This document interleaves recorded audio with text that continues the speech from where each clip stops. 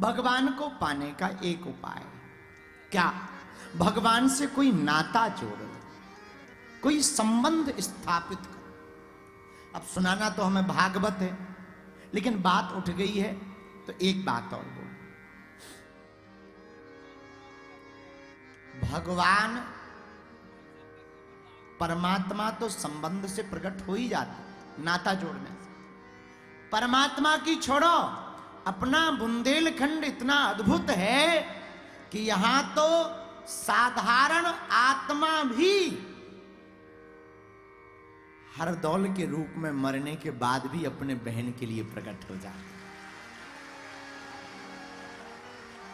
जब साधारण आत्मा अपने संबंध को निभाने के लिए मरने के बाद भी भाप भरने जाते हैं, तो क्या वो परमात्मा प्रकट नहीं हो सकता है? अरे यहीं पर रहने वाले करेराज में ही गुरु और चेला की समाधि, जीवंत समाधि, इसका उदाहरण क्या भैया? साधारण आत्मा भी अपना नाता निभाती है, महात्मा भी अपना नाता निभाते हैं, उसी प्रकार परमात्मा भी अपना नाता निभाते हैं। तो भगवान की प्राप्ति में, भक्ति में सबसे महत्वपूर्ण साधन, बढ़िया साधन क्या है? भगवान से कोई संबंध जोड़ लो। बोलो सीताराम, जोर से बोलो, और जोर से बोलो। अब इसका मतलब ये नहीं है कि तुम कल से ही भगवान को अपना मालिक बना लो, फिर नौकर बन के कहो ले आओ 10,000, मैं कहो दे दो, ना मिला कहा महाराज जी कह रहे थे नाता जोड़ लो, भगवान निभाएंगे, हलवा नहीं निभा रहे, ठटरी के भरे न कटा मूसर चम।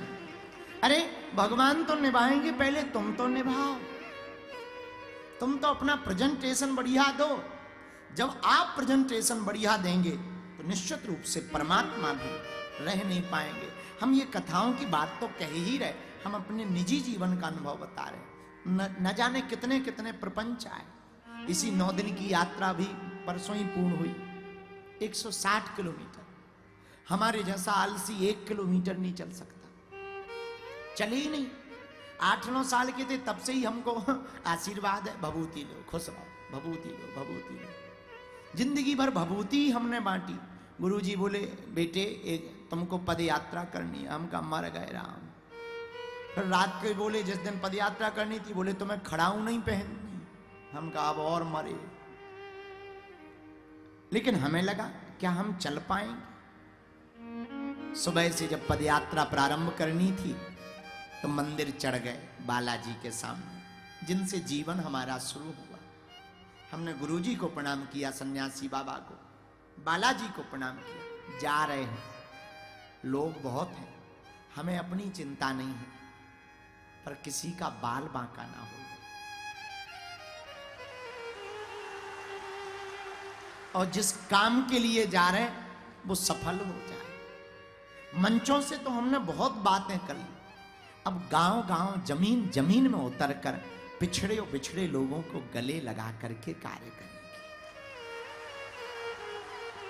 और इस देश की जो बीमारी है भेदभाव की, छुआछूत की, ऊंच नीच की, घृणा की दृष्टि से जो समाजों को, जातियों को देखा जाता, हिंदू घट रहा है, धर्म विरोधी बढ़ रहा है,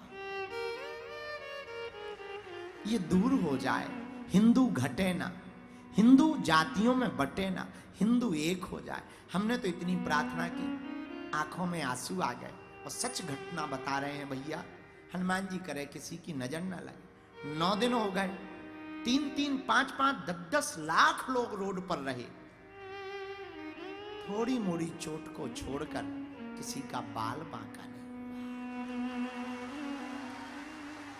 9 दिन, 160 किलोमीटर। दूसरे तीसरे ही दिन में ही हमारे पैर फट गए और वो पड़ गए पानी के फोड़ा। चलने में बड़ा दर्द होने लगा।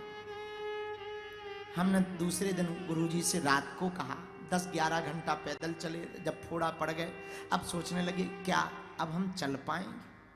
हमारा संकल्प टूट तो नहीं जाएगा, पैर लड़खड़ा तो नहीं जाएंगे, हम गिर तो नहीं जाएंगे। डॉक्टर पट्टी बांधने लगा, दर्द की दवाइयां देने लगा। डॉक्टर ने कहा कि थोड़ा आप धीमे चलो, जूता पहन लो। सबने कहा कि आप जूता पहन लो। हमने कहा नहीं, हमारे गुरु ने हमें आज्ञा दी है, जिसने हमें आज्ञा दी है हमारी चिंता वो करेंगे। और आपको बता रहे, आज तो हम यूं मान के चलो कि सीधा पदयात्रा करके पूरा फल करेरा वालों को ही मिला है। हाँ। और हम इतने आलसी, हमें खुद लग रहा था कि कथा हम पहले सोच रहे थे कि थोड़ा टाइम बढ़ा दें, 2-4 दिन आगे कर लें, फिर कर लेंगे। थकावट बहुत है, शरीर में पीड़ा ऐसी है जैसे किसी ने लठ मारे हो। तो हमने कहा मुश्किल है, लेकिन ये हनुमान जी का प्रत्यक्ष प्रमाण है भैया। भारत के इतिहास में आजादी के बाद एक नई क्रांति ऐसी पहली बार सड़कों पे देखने मिली कि हिंदू एक होकर के धर्म विरोधियों के लिए सड़कों पर उतरा। और क्या बड़ा क्या छोटा, नेता, अभिनेता, महात्मा, साधारण आत्मा, सबने एक ही सड़कों पर पुकार लगाई, जात पात की करो विदाई, हम सब हिंदू भाई भाई। पूरे देश में चर्चा, पूरे देश के लोग, ये क्या हो गया? धर्म विरोधी कई मुंह चलाने लगे, बाबा को बैन कर दो, बाबा को बंद कर दो। उनका ठटरी भरा, हम नहीं रुकेंगे। अब तो हमने और प्रण ले लिया, मंचों पर अमीर आ जाते हैं, बड़े बड़े नेता आ जाते हैं, बड़े बड़े अभिनेता आ जाते हैं, पिछड़े और बिछड़े नहीं आ पाते हैं। तो कल हमने प्रण लिया है, करेरा के उन लोगों को आरती कराएंगे जो पूरे नगर की सफाई करते हैं, कल उनको मंच पर चढ़ाएंगे।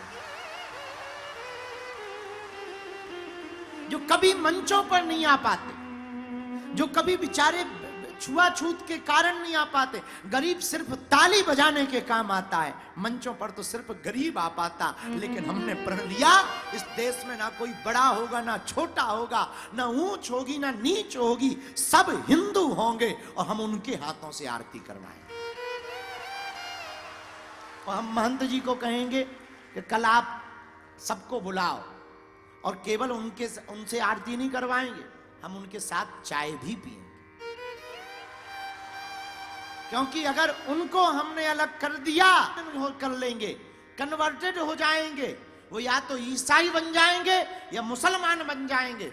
हिंदुओं ने हेय दृष्टि से देखा, घृणा से देखा, इसलिए इन लोगों ने धर्म परिवर्तन किया और हिंदू कमजोर होता जा रहा है। अब हिंदुओं को एक बात पर चलना पड़ेगा, भेदभाव मुक्त भारत होकर के हिंदुओं को एक होना पड़ेगा कि हम सब भाई भाई हैं, तभी भारत बच सकता है, तभी हिंदू बच सकता है। ऐसे